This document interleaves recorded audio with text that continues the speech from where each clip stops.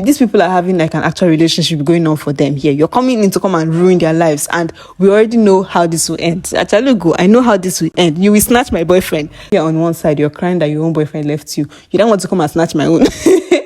I should not collect something. I mean, like, I have to hold something now. A penny for my tears. Or what do you think? At least when I cry, I finish, I'll use $1 note and wipe my tears and feel alright.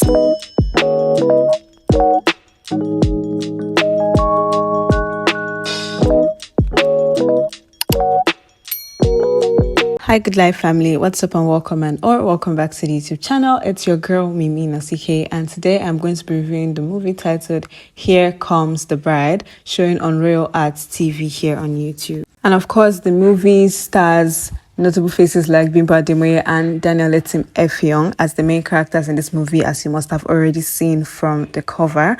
The movie is basically a simple story about a celebrity who got left at the altar by her husband to be kind of, not necessarily left at the altar, but they were supposed to have a traditional marriage, and the man decided to jump up and go somewhere and he never returned, right?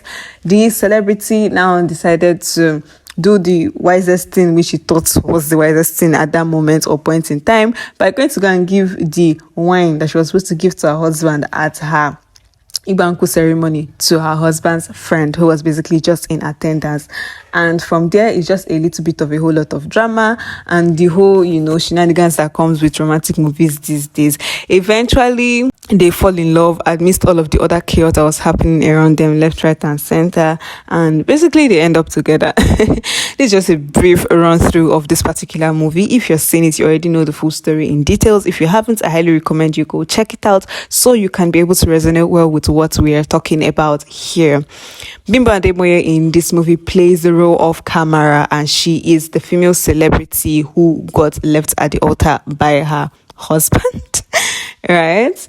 While Etim Effiong in this movie plays the role of a humanitarian doctor who happens to have lost his family in this movie and basically just lived his life in this movie, catering to the needy. He runs an orphanage home and just basically doing all the humanitarian stuff that you can imagine in a typical Nigerian movie. And he also is the friend of Kamara's supposed fiance in this particular movie, and he is the one Kamara decided that she would give the wine to when she came out and saw that her husband was nowhere to be found. And considering that she's a celebrity, well, you know how celebrity life is. We're not allowed to, bad things are not allowed to happen to you. Right? Everything is supposed to be all roses and vanilla ice cream on your side. As a result of that particular narrative, which she was supposed to follow as a celebrity, which she is in this movie, the wisest next option in her head, which was to go and give the wine to her supposed fiance's friend who was just there as a guest. Anyway, to further delve into the whole drama that happened in this movie, just so you have an understanding of all of the drama that I talked about earlier, she later found out along the line, while dressing up and preparing to come out and meet her guest, that her boyfriend was actually cheating on her, and that wasn't like his first time. That was basically what he did for a living. Cheat on her on a daily basis. I mean, that was what he ate for breakfast, lunch, and dinner. He used to cheat on her. If he not cheat on her in a day, he will not breathe. So that was what she got to find out. Or she was getting dressed, and that kind of broke her heart. But being the celebrity that she is in this particular movie, and the need to have a perfect life as a celebrity, since you're not allowed to experience misfortunes if you're a celebrity, and you need to keep up with the narrative of a perfect, a picture perfect life, she had to go on with the marriage amidst all of the hurts that she was feeling at that time.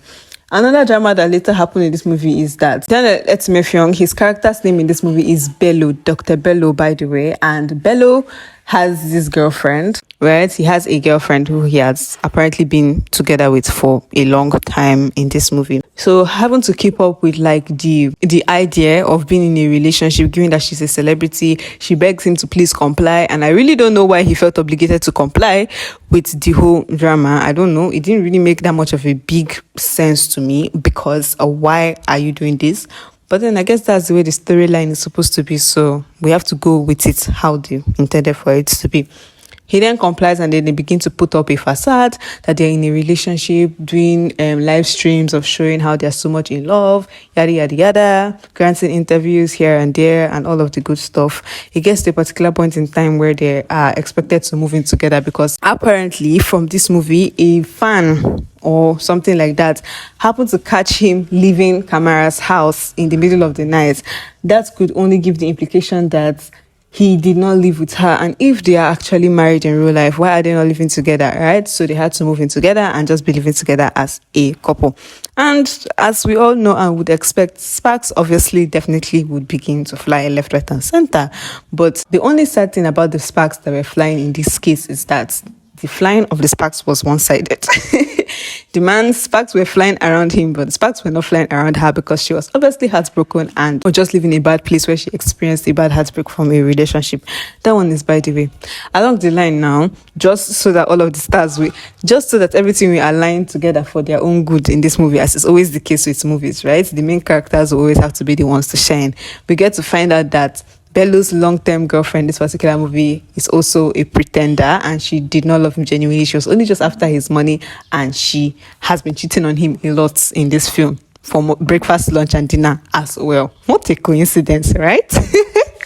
Anyway, it's a movie, so they say that's how it will be. Then, I mean, like, we have to abide by their rules. That's just a brief run-through of the story. Like I said before, because of time, I would not be giving you the whole full story, and also because you need to go watch the movie so you can understand it better if you haven't seen it. And then if you have already seen it, it means you know the story, so I don't have to go over it again.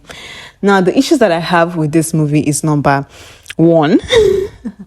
I don't know if it's just me, but for me, I really felt like for someone who is supposed to be like a high-profile celebrity in this movie, Bimbo Ademoye's dressing was actually very, very basic.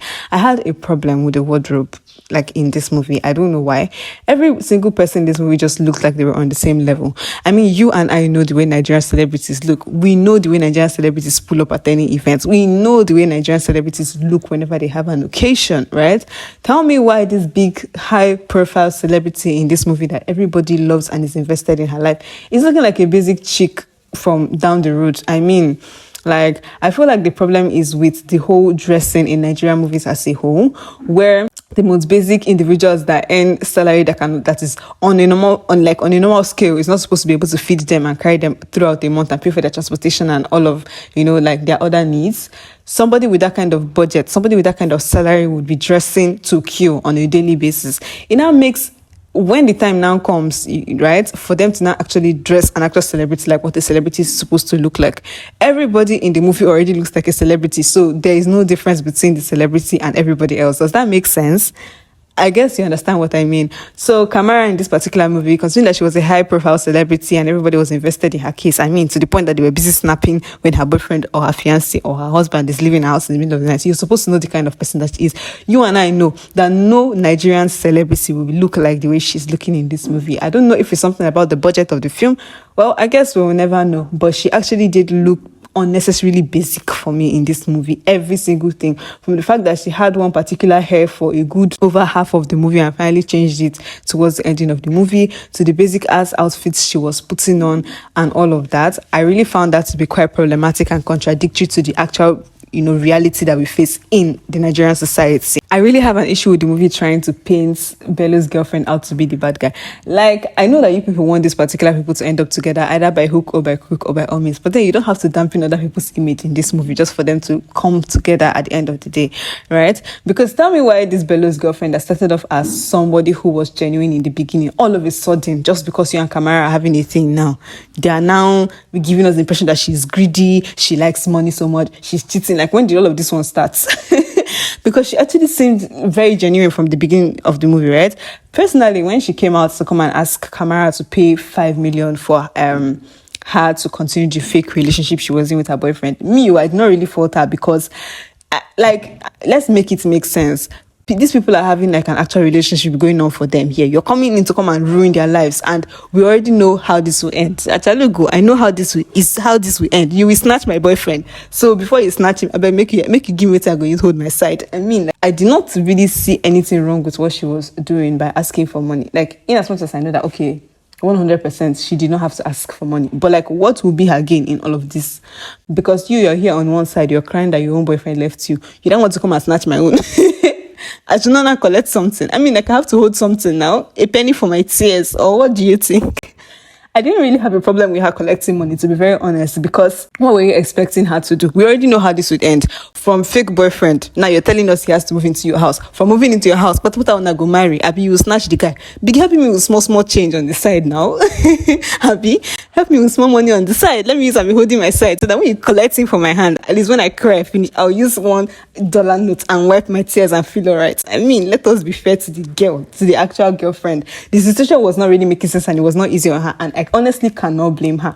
But then the movie now proceeded to now make her look so greedy, very shallow, materialistic, and all of those things just to justify Bello's decision to now leave her and go and follow Camara. No problem. But under normal circumstances, you cannot really blame the girl. Although they gave us the impression that she had been cheating on the guy from the get-go, which I don't like. I didn't see that initially. It didn't really show because she actually seemed like a very genuine person, and she was not giving off the vibe of someone that was like very materialistic from the onset. All of this whole love for material things and being very shallow only started when Bello and Camara started the whole relationship they were doing. So it's just obvious that, you know, the movie just wanted us to hate this particular person and love the main character who was supposed to be the victim. Because tell me why these people are trying to make this person look like the victim so much. I mean, like, you came into people, somebody has a functional life that is already going on for them. You came to come and snatch somebody's boyfriend and tell them that you should be pretending to be married and all this kind of thing. Do you even consider the people, how like your actions are going to affect the lives of the people that are involved in this, your whole drama that you're trying to put up just for your own personal gain? What is their gain in all of this? So if you're going to give the girlfriend of the man that you're about to come and snatch some money for her tears, I mean, that should not be a problem, in my own opinion, though. The only person that I had a problem with was the guy that cheated on Camara. I think he actually did very, very bad. He's a very stupid boy. Anyway, from what they showed us in the movie, the girl was materialistic. Bello had to break up with her and ended up professing his love for Camara, and they moved on. Another thing that I had issues with in this particular movie was the fact that there was just something shallow about this movie. And when I talk about the shallowness of this movie, it doesn't have anything to do with Bimbo Ademoye acting or Daniel Etim Effiong's acting. These two people who are the main characters in this movie are very fantastic actors. Like, all of the expressions seemed very real. They came off, you know, like very natural in their acting as per usual, and the chemistry between the both of them was actually in check. But my own problem is that the movie actually came off as very shallow and rushed, and the way they were just trying to align everything by fire by force to favor the main characters, it was giving childish somehow. I don't know. I really felt like the storyline was actually something that was a little bit good. I just felt like with a little bit of creativity, they would have actually worked with it and brought out something better. But the movie was actually very shallow. It seemed very rushed. And aside from that, the whole visual concept of the movie, you know, when they show us like the view of like Lagos City, the way it looked like, I just felt like it didn't really look really beautiful like that. They didn't really use the kind of houses, the kind of apartments that you would expect to see in a movie where there's supposed to be someone who is a high profile celebrity, right? Anyway, I guess we can blame it on the fact that it's supposed to be a YouTube Nollywood movie, and considering that they don't really use that much of a big budget for these films, we can't really blame them. Aside from that, the movie was good.